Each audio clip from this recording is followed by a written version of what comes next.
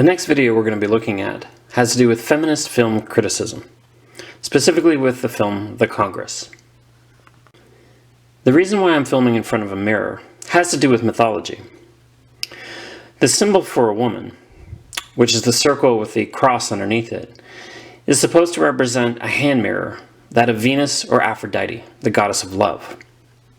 Men are represented by the circle and the arrow, which is supposed to be a spear and a shield. Men are the warring force, the actors, the doers. Women are reflections.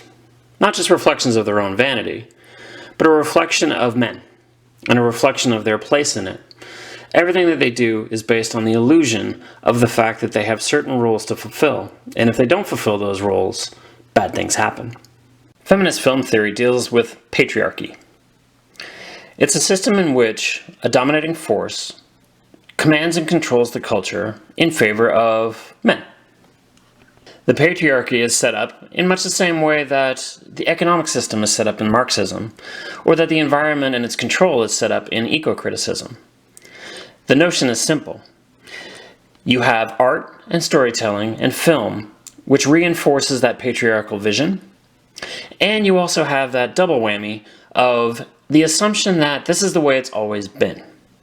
There's no altering it, there's no changing it. This is nature. We've always been like this, so why would you want to change things? That kind of an accomplishment is pretty impressive for a dominant culture to create. Patriarchy achieves this through a couple of different ways. One is objectification. If you treat the female gender as an object, either by associating with something to buy, something to own, something to protect, or you break it down into its individual pieces so that it's not a whole personality, not a three-dimensional being, then you are able to kind of make them seem as lesser. Another way of doing it, which is more sophisticated, has to do with the idea of the feminine abstraction.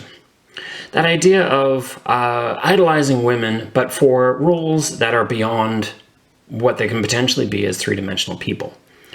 You idolize them as the angel, or you demonize them as the crone, or you worship them as the mother, or you deal with them in the different parts and roles that they can play, which sets up expectations that no real woman can actually meet. The film The Congress deals with this a lot. At its very core, you have the story of a woman, an actress, who is aging out of a role in which she can no longer be considered attractive. Hollywood has wrestled with this for a long time.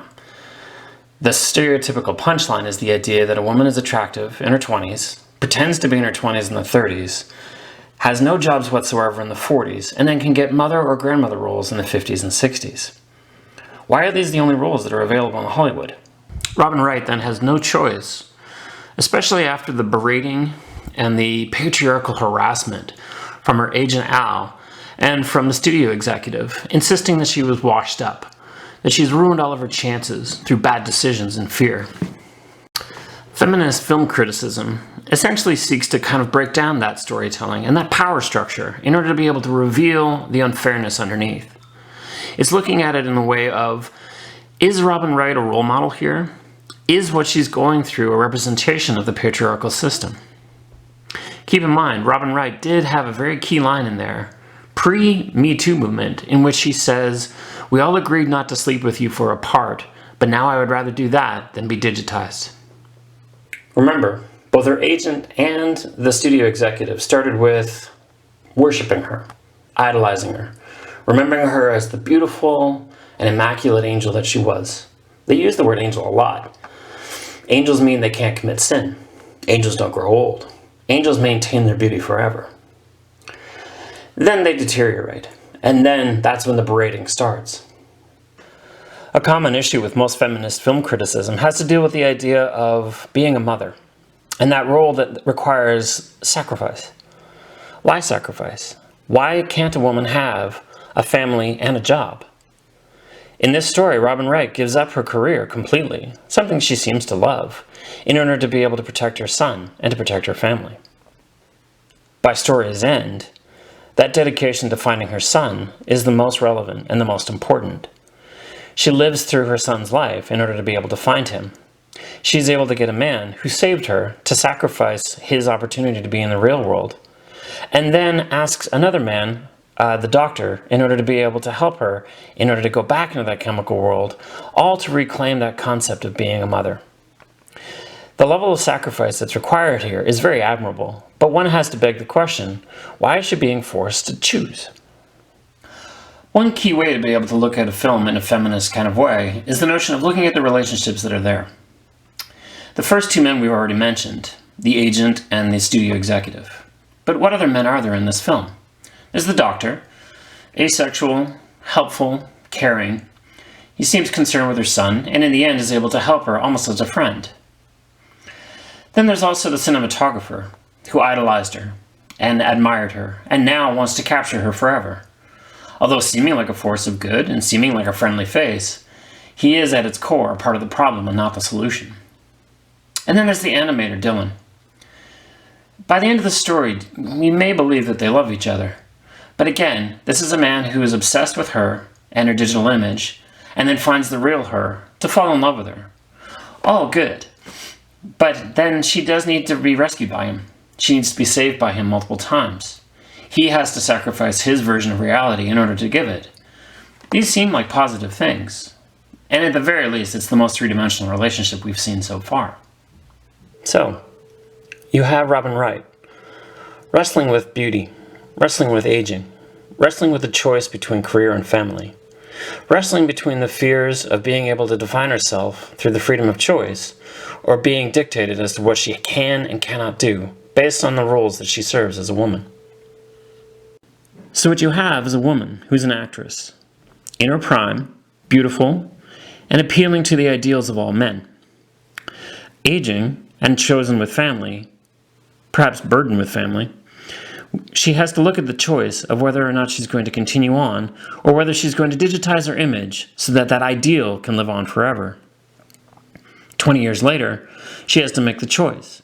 Does she go forward, even farther? The studios want her to do that, but even more so. They want her to be able to do everything. All the conditions of her contract, whatever respect she had, they want to get rid of. So Robin Wright is a woman who's denigrated and insulted in terms of her age and her acting chances. She sells the image of herself to a patriarchal company. They utilize and abuse her image, creating multiple images of her as the warrior princess, a fantasy that sort of works in terms of empowerment, but also sort of doesn't if you scratch the surface of it. So what does she do? She chooses to speak up. The voice of a woman is a dangerous thing. In the midst of the revolution, she accidentally becomes a part of it by saying that she does not want to be a part of it. Her words and the combined efforts of the revolutionaries allow for the company to fall. In the New World, the definition of men and women changes. The definition of what may be accepted as the ideal changes. In a strange way, Robin has been a part of this process. In the end, one could argue that Robin Wright's reflections, all of those images that she's created for other people, even the ones that she created for her own family, all come down to choice. It's a common and ugly misconception of the idea that a feminist is anti-family. Most feminist theorists look at it from the perspective of, if a woman is forced to love family, choose family first, sacrifice her job, then that is the issue. At its core, the difference between an object and a real human being is the opportunity to choose. To choose your path, to choose your way, to choose control over how you're represented, and to choose control over your own body. If you have that freedom to choose, ultimately then you are looking at a feminist, positive image at the end of the film. It's worthy of debate as to whether or not that actually occurs in this movie. But all the elements are there. And Robin Wright definitely handles the concept of the notion of someone who is dealing with being forced under a patriarchal system and trying to make sense of who she is as a person, who she is as a mother, and who she is as an icon. If you're interested in this theory, there are a couple of tests with regards to film as to see whether or not you're watching a pro or positive female approach to a film, or whether or not you're watching a patriarchal film. The most famous of this is the Bechdel test. If you're interested, let me know and I'll hook you up. I think you'll be surprised to see how many of the films that you know and love don't actually represent women in any kind of a fair or equitable way. When you're dealing with objectification, the only thing you can do is try to make everything seen as human, as realistic, and as equal as possible.